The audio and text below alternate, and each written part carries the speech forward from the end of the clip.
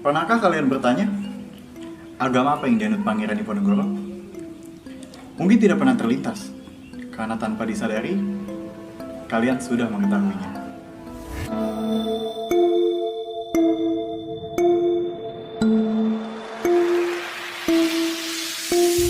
Tahu nggak agamanya Pangeran Diponegoro itu apa?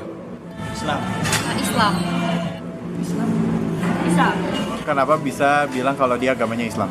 Dari baju sama kalau nggak salah dari keluarga keraton nggak sih? Bajunya panjang, ada surutannya juga, ada cinggutnya. Karena dia pakaiannya gamis gitu, terus pakai sorban gitu, jadi kayak identik dengan Islam. Soalnya identik sama sorbannya, terus turunan keraton juga yang identik sama Islam juga. Alasan utamanya ada pada lukisan ini. Pangeran Diponegoro identik dengan Islam. Iya, karena Pangeran Diponegoro adalah seseorang yang tinggal di sebuah negara Islam pada saat itu yang bernama Ngayogyakarta Hadiningrat. Beliau adalah seorang putra kepala negara, yaitu Sultan Hamengkubuwono III.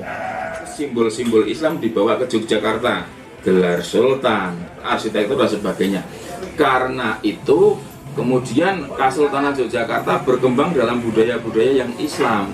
Demikian juga Pangeran Diponegoro tumbuh dalam lingkungan yang Islami. Lihatlah aksesoris yang dikenakan Pangeran Diponegoro. Sorban dan jubah yang dikenakan menyerupai gaya pakaian Islami. Islam saat ini identik dengan mereka yang bersorban. Sorban yang dikenakan seseorang menjadi simbol dalam agama Islam. Tradisi pesantren tradisional justru sangat berhati-hati dalam mengenakan sorban. Kiai mereka bahkan sangat jarang untuk memakainya. Menurut Kiai, sorban menandakan ketinggian ilmu pemakainya. Pangeran Diponegoro sangat fenomenal sekali, terutama dalam hal pakaiannya. Tetapi memang di dalam penggambaran sosok Diponegoro digambarkan dengan sosok yang menggunakan sorban, walaupun tidak seperti itu setiap hari. Pangeran Diponegoro juga orang Jawa. Pangeran Diponegoro sangat menjunjung tinggi adat dan tradisi Jawa. Hanya saja memang kebetulan dulu ketika Pangeran Diponegoro ditahan di Batavia, di Stadhuis, Pangeran Diponegoro dilukis oleh Jan Beek ketika Pangeran Diponegoro menggunakan pakaian kebesarannya yang berwarna putih-putih. Kalau di dalam babat itu adalah seragam Barjumngah. Jan Beek melukiskan Pangeran Diponegoro menggunakan sorban. Kemudian The Stuarts juga pernah membuat sketch Pangeran Diponegoro juga menggunakan sorban. Kemudian Raden Saleh juga melukiskan gambaran penangkapan Diponegoro juga menggunakan sorban. Kemudian ada lagi lukisan yang dibuat oleh pelukis Belanda juga Pangeran Diponegoro menggunakan sorban. Tetapi ada satu lukisan yang tidak pernah diekspos oleh sejarawan, hanya Pak Peter Carey yang mengekspos itu. Pangeran Diponegoro juga menggunakan